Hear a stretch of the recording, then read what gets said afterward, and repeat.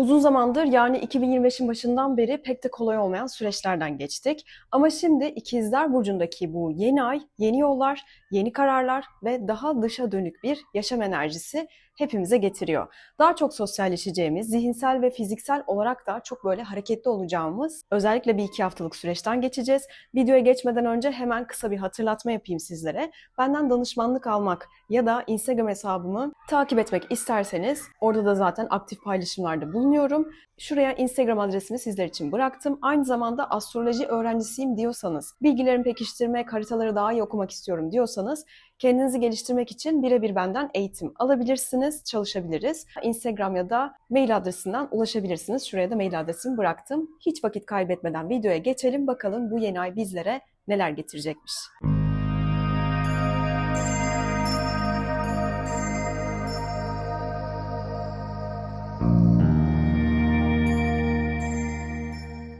27 Mayıs Salı sabahı saat 06.02'de İkizler Burcu'nun 6 derecesinde çok güzel bir yeni ay gerçekleşecek. Belki de uzun zamandır böyle bir süreci bekliyorduk. Birçoğunuz eminim bekliyordur. Bu yeni ay aslında bize yepyeni bir hareketlilik, bolca fikir, iletişim ve sosyal etkileşim getirecektir. Ama bir yandan da görünmeyen perde arkası böyle temalara işaret eden bir yeni ay. Şimdi bu yeni ay 12. evinde gerçekleşecek. Bu dönem biraz böyle içe çekilmek iyi gelebilir ama bu içe çekilmeyi çok öyle dediğim gibi algılamayın. Daha sosyal, daha kendi halimizde bir sosyallik olarak algılayabilirsiniz.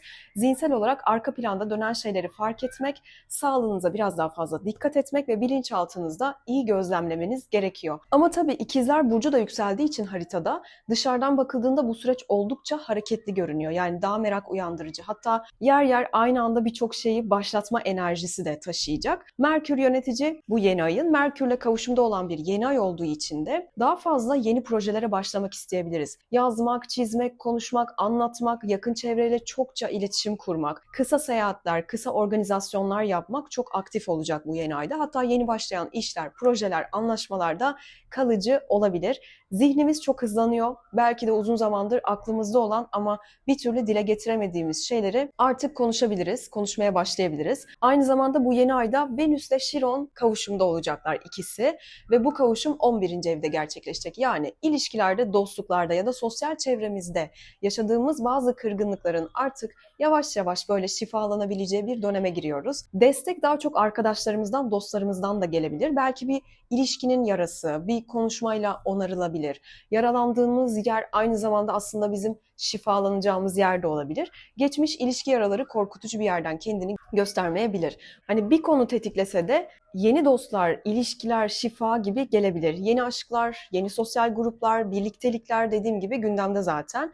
Satürn ve Neptün de bu yeni aya çok güzel, çok uyumlu açılar yapacak. Gördüğünüz gibi yeni ayda çok korkulacak bir şey zaten yok. Hem gerçekçi düşünme kapasitemiz artıyor hem de hayallerimizi somutlaştırma gücümüzü bulabiliriz. Bir hayali artık hayata geçirmek isteyeceğiz. Özellikle ilham aldığınız bir fikriniz varsa onu yapılandırmak için gerçekten mükemmel bir zaman. Ayrıca haritada hiç su elementi yok. Yani bu dönemde böyle duygular değil de daha çok böyle hareket, mantık, iletişim, planlar, programlar gün yüzüne çıkacak. Bu yüzden sosyal etkileşim, koşuşturma, zihinsel yorgunluk birazcık olabilir. Kendimizi duygusal olarak lütfen ihmal etmeyelim yine de. Bir diğer önemli detay da Venüs ile Mars arasındaki çok güzel bir etkileşimin olacak olması. Bu da ilişkilerde hem tutkuyu hem uyumu artırır. Yeni tanışmalar tabii ki olur. Yeni flörtler, işte estetikle ilgili belki girişimlerde bulunmak isteyeceksiniz. Bunlar için de oldukça verimli dönemler. Kısaca aslında yeni fikirlerimiz, yeni planlarımız ortaya çıkıyor. İletişim trafiğimiz çok fazla artacaktır. Sosyal çevre hareketlenecek aslında. Eski yaralar belki ilişkiler üzerinden, başka yeni ilişkiler üzerinden şifalanabilir. Hayallerimizi de yapılandırabiliriz ama zihinsel yolculuğa ve duygusal ihmale de çok gelmeyecek bir dönem. Bu da bir risk, lütfen bunu atlamayın. Bu yeni ayda biraz iç sesinizi dinleyin, biraz dışa dönük olsak da dış dünyayla bunu daha sonrasından paylaşmaktan da çekinmeyin. Yazın, konuşun, anlatın. Geri planda tuttuğunuz şeyler artık hayatın ön sahnesine sonradan çıkabilir. Ülke gündemini ben bu yeni ayda almak istemedim. Çünkü çok güzel bir yeni ay. Hani çok fazla oralara girmeyelim dedim. Şimdi burçlara geçeceğim ama size kısa bir duyurum olacak. Dileyenler burcuna geçebilir. Şimdi Haziran sonunda Göcek'te astroloji ve yogayı birleştirdiğimiz 3 günlük çok güzel planlanmış bir kamp yapacağız. Eğer detayları öğrenmek isterseniz bana mail de atabilirsiniz ya da ayrıntılı olarak Instagram üzerinden de öğrenebilirsiniz. öğrenebilirsiniz. Evet, şimdi geçelim bakalım yükselen burçlarınıza göre neler bekliyor sizi. Koçlarla başlıyoruz.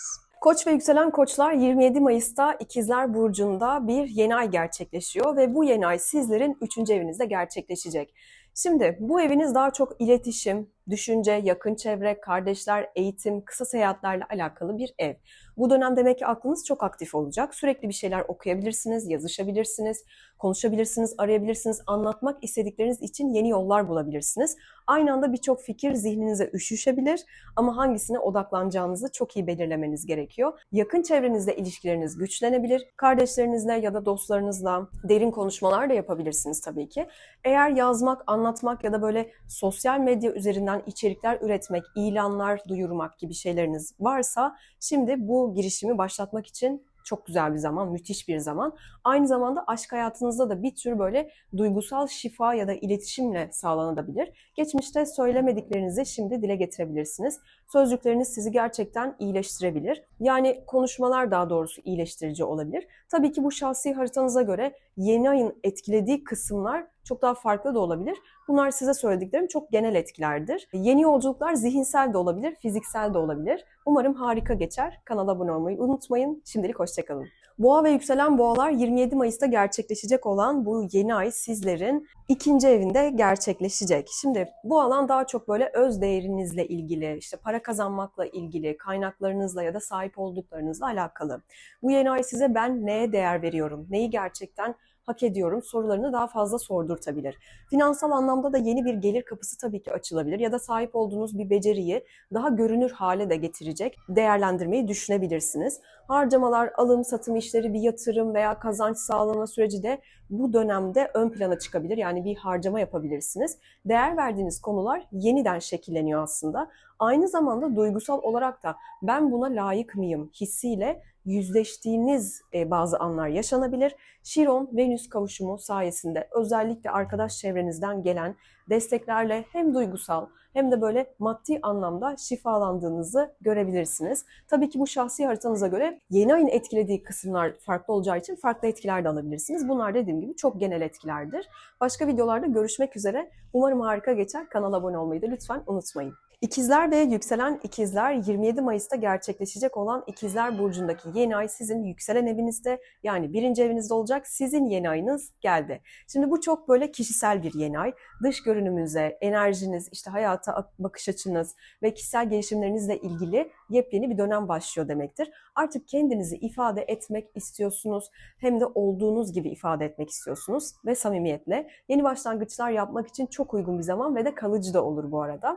Fiziksel görünümüzde bir değişiklik, belki işte bir sağlık, rutin ya da hayata dair alacağınız önemli kararlar bu dönemde gündeme gelebilir. Merkür'ün bu yeni aya kavuşum yapıyor olması sizi daha çok konuşkan yapabilir. Fikirlerle dolu, ikna edici de tabii ki yapabilir. Bu aynı zamanda geçmişte kendinizi kısıtladığınız alanlardan özgürleşme şansı da tabii ki tanıyor. Ben kimim, ne istiyorum, nasıl bir hayat istiyorum, bu işle ilgili neler düşünüyorum gibi böyle samimiyetle soru cevap yapabilirsiniz ve yenilenme sürecindesiniz zaten. Kalıcı iş ve ilişkileriniz döneminde olabilirsiniz. Kısa seyahatlere çıkabilirsiniz bu süreçte. Tabii ki şahsi haritanıza göre bu yeni ayın etkilediği kısımlara göre farklı farklı etkiler de alabilirsiniz. Bunlar çok genel etkilerdir. Şimdilik çok güzel bir yeni ay diliyorum. Başka videolarda görüşmek üzere. Kanala abone olmayı da lütfen unutmayın. Yengeç ve yükselen yengeçler 27 Mayıs'ta İkizler Burcu'nda bir yeni ay gerçekleşiyor ve bu yeni ay sizlerin 12. evinde yani arka planda kalan bir evinde olacak. Burası bilinçaltı, içe dönüş, kapanışlar, ruhsal temalarla alakalı.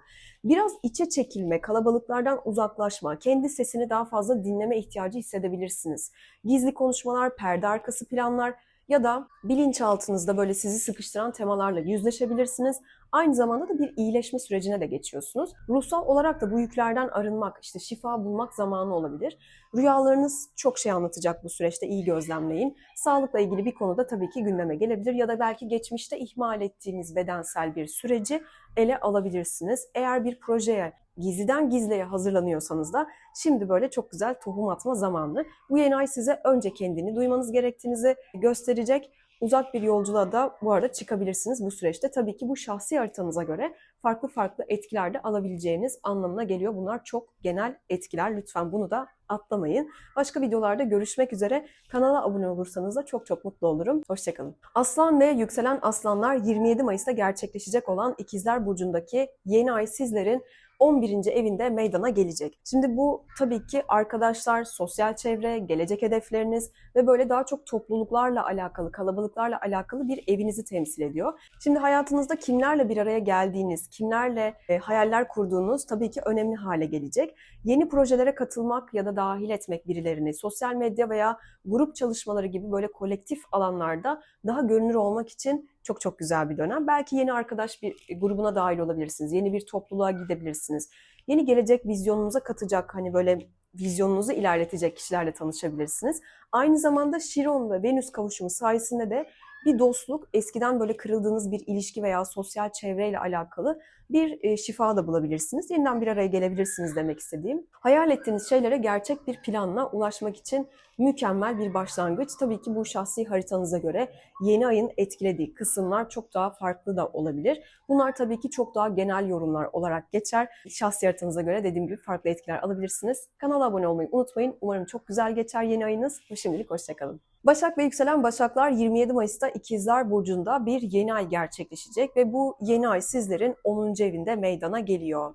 Şimdi bu alan daha çok böyle kariyer, toplum önündeki duruşunuz, hedefleriniz ve başarıyla alakalı. Yeni bir iş başlangıcı, terfi ya da bir yön değişikliği de meydana gelebilir. Toplum içinde böyle nasıl görünmek istediğinizi ya da işte yeni kararlar da alabilirsiniz. Artık bir şeyleri daha ciddiye alma, daha profesyonelce adım atma zamanınıza geldiniz. Aynı zamanda İş hayatınızda da daha görünür olabileceğiniz bir sürece geçiyorsunuz. Merkür'ün de burada olması sözleşmeler, konuşmalar, toplantılar ve böyle hani iş bağlantıları da olacak gibi duruyor. Eğer bir şeyleri duyurmak, bir sunum yapmak ya da böyle fikirlerinizi topluma anlatmak istiyorsanız da sizin zamanınız geldi. Şimdi Şiron'un etkisiyle otorite figürleriyle alakalı bir yaralanma şifalanabilir ya da kendinize güven inşa etme fırsatı bulabilirsiniz. Kalıcı anlaşmalar yapmak, hayalleriniz için harekete geçmek için çok güzel bir yeni ay. Tabii ki bu şahsi haritanıza göre daha başka etkiler de alabileceğinizi gösteriyor. Bunlar çok genel etkilerdir. Bu da aklınızda olsun. Başka videolarda görüşmek üzere. Kanala abone olmayı lütfen unutmayın. Şimdilik hoşçakalın. Terazi ve yükselen teraziler 27 Mayıs'ta gerçekleşecek olan İkizler Burcu'ndaki yeni ay sizlerin 9. evinde meydana geliyor. Şimdi bu alan daha çok böyle uzaklar, yurt dışı bağlantılar, yüksek öğrenimler, inançlar ve hayata bakış açınızla alakalı. Bu dönem zihninizde yeni ufuklar açılıyor aslında. Belki bir seyahat planı yapabilirsiniz. Yurt dışı ile bağlantılı olabilir bu. Yurt dışı bağlantılı bir eğitim de olabilir. Bir iş gündeme de gelebilir. Akademik konular, hukuki meseleler ya da bir yayıncılık projesi de tabii ki bu dönemde öne çıkıyor. Aynı zamanda inandığınız değerleri sorgulayıp ben neye inanıyorum, bu hayata nasıl bakıyorum diyerek kendi felsefenizi yeniden yapılandırdığınız aslında çok güzel böyle Merkür etkisinde olan bir süreç. Bol bol okuyabilirsiniz, bol bol öğrenebilirsiniz. Kendi bakış açınıza başka bakış açıları katabilirsiniz. Venüs ve Şiron'un desteğiyle çok güzel böyle eski dostluklar, arkadaşlıklar temasında böyle affetme, iyileşme dönemlerine giriyorsunuz. Yeni bir vizyon sizi bekliyor. Tabii ki bu şahsi haritanıza göre çok daha başka etkiler alacağınızı da gösteriyor. Bunlar çok çok genel etkilerdir. Bunu da unutmayın. Başka videolarda görüşmek üzere. Kanala abone olmayı da atlamayınız. Akrep ve yükselen akrepler 27 Mayıs'ta gerçekleşecek olan İkizler Burcu'ndaki yeni ay sizlerin 8. evinde meydana geliyor. Şimdi 8. ev denince genelde korkulur. Ama bu alan daha çok böyle derin duygular, dönüşümler, krizler, evet, maddi paylaşımlar, ruhsal yüzleşmeyle ilgili. İç dünyanızda önemli bir değişim sürecine giriyorsunuz. Zaten bu başlamıştı. Ortak para konuları, krediler, borçlar, miras ya da eşinizin maddi kaynaklarıyla alakalı önemli gelişmeler olabilir. Ama asıl önemli olan içsel olarak bir şeyleri artık dönüştürme zamanınızın gelmiş olması. Belki bir ilişkinin daha da derinleşmesi, belki bir bitişin ardından gelen yeniden bir doğum teması gibi düşünebilirsiniz bu yeni ayı. Bu yeni ay biraz böyle içinize döneceğiniz ama çok da böyle hani iyi büyüyebileceğiniz bir süreci anlatıyor. Şimdi Venüs ile Şiron etkisiyle özellikle böyle hani aşk hayatınızda veya geçmiş travmalarınızda bir türlü şifalanmayan, bir türlü affedemediğiniz, kabullenemediğiniz şeyleri iyileştirebilir. Dönüşüme çok direnmeyin derim. Hani bu yenilenme çünkü size çok iyi gelecek. Tabii ki bu şahsi haritanıza göre daha farklı etkiler alacağınız anlamına da gelebilir. Bunlar dediğim gibi çok genel yorumlardır. Başka videolarda görüşmek üzere. Kanala da abone olmayı lütfen atlamayınız. Yay ve yükselen yaylar, 27 Mayıs'ta gerçekleşecek olan yeni ay sizin 7. evinizde meydana geliyor. Bu alan evlilik, ortaklık, ilişkiler, danışmanlıklarla alakalı. İlişkilerle ilgili yeni bir sayfa açılıyor sizin için. Hayatınıza yeni bir insan girebilir ya da mevcut bir ilişkiniz, bir flörtünüz varsa bir düzene geçebilir. Aynı zamanda iş ortaklıkları, karşılıklı işbirlikleri de bu süreçte gündeme gelebilir. Bu süreçte karşınızdaki kişiler size ayna tutacak, kendinizle ilgili fark etmediğiniz yönleri gösterecek. Yeni ayın hani Merkür kavuşumunun olması böyle bol bol konuşmaları, bol bol anlaşmaları, yüzleşmeleri, yeni kararları aslında beraberinde getiriyor. Bu zamanınızı getiriyor yani. Şiron'la Venüs kavuşumu olduğu için de aşk ve ilişkilerinizde hani bir tür şifalanma, anlayış gerektiren şeyler, işte eski belki kırgınlıkların iyileşmesi gibi şeyler olabilir. Kalbiniz açık, zihniniz net olsun diyor bu yeni ay. Birlikte yol alma zamanı diyor. Tabii ki bu şahsi haritanıza göre farklı farklı etkiler alabileceğinizi de gösteriyor. Bunlar çok çok genel etkilerdir. Umarım harika geçer bu yeni ayınız. Başka videolarda görüşmek üzere. Kanala abone olmayı lütfen unutmayın. Oğlak ve yükselen oğlaklar, 27 Mayıs'ta gerçekleşecek olan İkizler Burcu'ndaki yeni ay sizlerin 6. evinde meydana gelecek. 6. eviniz, yani bu alan daha çok gündelik işler, iş ortamınız, çalışma düzeniniz ve sağlığınızla alakalı konular. Şimdi yeni bir iş düzeni kurmak, günlük temponuzu yeniden planlamak, sağlığınızla ilgili adımlar atmak için oldukça verimli bir dönem başlıyor. Eğer uzun zamandır sizi yoran bir böyle tempoda çalışıyorsanız, şimdi aslında bu tempoyu daha da verimli hale getirme şansınız çok yüksek. Belki bir diyete başlamak, belki egzersizi hayatınıza katmak, belki de iş yerinde görev değişikliği gibi şeyler de yapmanız söz konusu olabilir. Merkür etkisiyle iş arkadaşlarıyla iletişim trafiğiniz çok yoğunlaşacak gibi duruyor. Yeni görevler alabilirsiniz. Venüs ve Şiron kavuşumu da aile veya işte evle ilgili konularda bir şifalanma fırsatı da verebilir. Hem fiziksel hem böyle zihinsel temizlik alanına geçiyorsunuz. Tabii ki bu şahsi haritanıza göre yeni ayın etkilediği kısımlar çok daha farklı olabilir. Bunlar genel yorumlardır. Başka videolarda görüşmek üzere. Kanala da abone olmayı da lütfen unutmayınız. Kova ve yükselen kovalar, 27 Mayıs'ta gerçekleşecek olan İkizler Burcu'ndaki yeni ay sizlerin 5. evinde meydana geliyor. Şimdi bu alan daha çok böyle yaratıcılığınızla, aşkla, hobilerle, çocuklarla ya da sahneyle alakalı. Duygularınızı, kalbinizi harekete geçirmeniz gereken bir yeni ay. Çok öyle romantik bir yeni ay olmasa da hani daha çok böyle duygusal etkileri de aslında sizin için özellikle barındırıyor. Ama işte dediğim gibi aşkta yeni başlangıçlar, flörtte yeni başlangıçlar ya da mevcut bir ilişkiyi canlandırma fırsatı var. Sanatsal işte yaratıcılık projeler vesaire, bunlar için çok güzel bir zaman. Verimli bir zaman, sahneye çıkmak, üretmek, hobilerinizle ilgilenmek için de gerçekten güzel bir zaman. Eğer çocuğunuz varsa onunla ilgili de yeni gelişmeler kaydedebilirsiniz. Merkür'ün de bu alanda olması sizi böyle çok konuşkan, çok yaratıcı kılıyor gerçekten. Şiron ve Venüs'ün kavuşumuysa hani eski aşklarda yaşanan yaraları belki şifalandırmanız için, affetmeniz için ya da yeni bir sevgiye açık olmanız için sizi destekleyecek. Kalbinizi açın, ışığınız mutlaka parlayacaktır. Tabii ki şahsi haritanıza göre farklı farklı etkilerde mutlaka alırsınız. Başka kısımlara da çünkü bu yeni ay dokunacak. Bunlar çok genel etkilerdir. Başka videolarda görüşmek üzere. Kanala da abone olmayı lütfen unutmayın. Hoşçakalın. Balık ve yükselen balıklar, 27 Mayıs'ta gerçekleşecek olan İkizler Burcu'ndaki yeni ay sizlerin 4. evinde meydana gelecek. Şimdi 4. evin konularına baktığımızda aileniz, kökleriniz, eviniz, yuvanız, içsel güvenliğinizle ilgili, evinizle ilgili bir değişim, taşınma, belki ailevi konularda yeni bir düzen arzusu gündeme gelebilir, yeni bir düzene geçebilirsiniz ama aynı zamanda yeni ay size güvende hissediyor musun diye soruyor. Evde daha çok vakit geçirebilirsiniz, iç dünyanızı toparlamak isteyebilirsiniz, duygusal olarak köklenmek de isteyebilirsiniz. Merkür'ün etkisiyle aileyle böyle bol bol bazı konuşmalar yapabilirsiniz. Geçmiş meselelerden işte yeniden gündeme getirmeniz söz konusu olabilir ama bu sefer çözüme ulaşması için olur daha çok. Şiron ve Venüs kavuşumu olacak. Sizi özellikle duygusal olarak şifalandırabilir. Kırgınlıkları affetmek, ailedeki ilişkileri onarmak için gerçekten güzel bir süreç. İçinizde bir sıcaklık arıyorsanız bu yeni ay sizi tam da oraya doğru götürüyor. Tabii ki bu sizin şahsi haritanıza göre başka etkiler de alabileceğinizi gösteriyor. Çünkü başka yerlere temas edebilir. Bunlar çok genel etkilerdir. Başka videolarda görüşmek üzere. Kanala abone olmayı lütfen unutmayın.